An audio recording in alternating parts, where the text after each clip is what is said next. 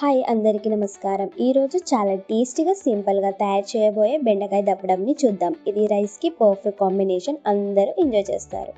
Let get start. So ఇక్కడ నేను 200 గ్రాములు బెండకాయని తీసుకున్నాను. ఇలా బెండకాయని మనం వాష్ చేసుకోవాలి. ఇలా వాష్ చేసుకున్న తర్వాత ఏ క్లాత్ అయినా పర్లేదు. ఇలా ఒక క్లాత్ తీసుకొని ఇప్పుడు మనం ఇలా బెండకాయని వాటర్ లేకుండా పదన ఉండకుండా తుడుచుకోవాలి.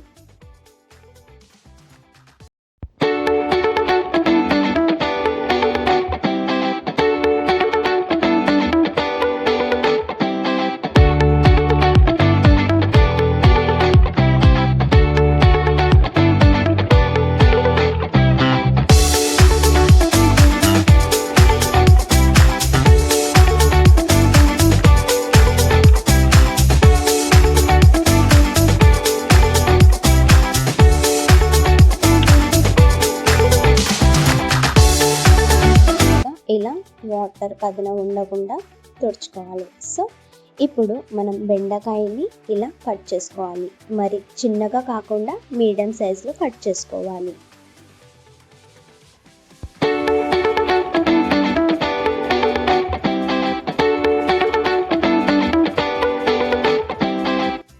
సో ఇలా కట్ చేసుకున్న తర్వాత ఇప్పుడు మనం చింత రసంని తీసుకోవాలి.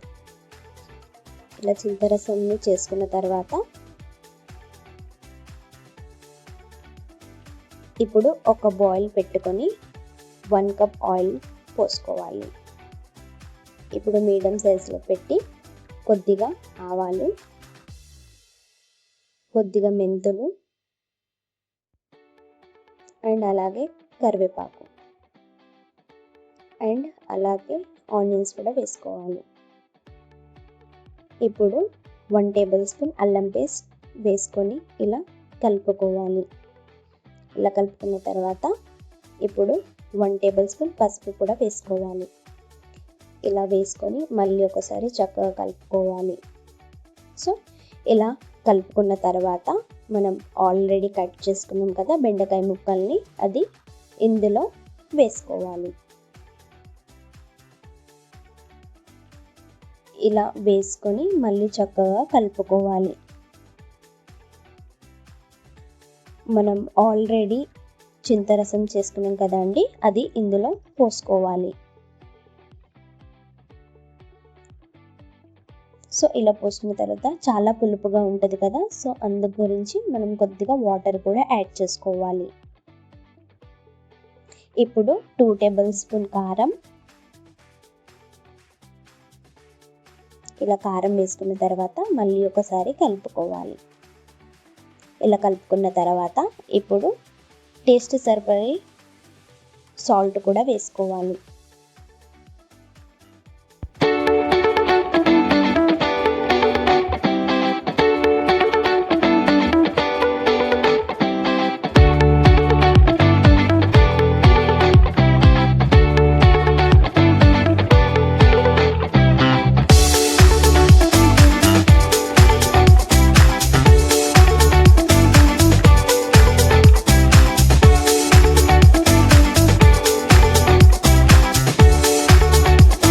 తగిన సమయంలో మనం ఇప్పుడు 2 table spoon rice flour,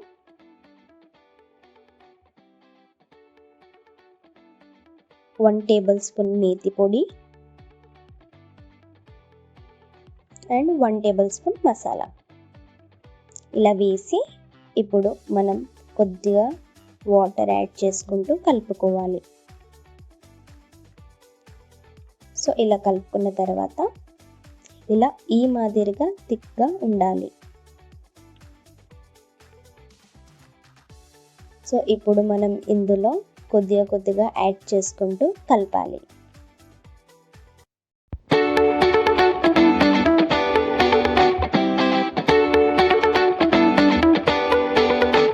so ఇలా కలుపుకున్న తర్వాత ఒక 5 నిమిషాల పాటు ఉడకనివ్వాలి.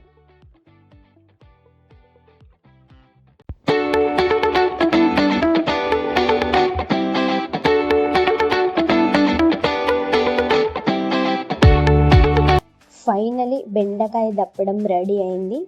మీరు కూడా ఖచ్చితంగా ట్రై చేయండి అండ్ మీ టేస్ట్ ఎలా ఉందో కామెంట్లో చెప్పండి. అండ్ అలాగే ఛానల్కి లైక్ చేయండి, షేర్ చేయండి, సబ్స్క్రైబ్ కూడా చేయండి. Thank you for watching.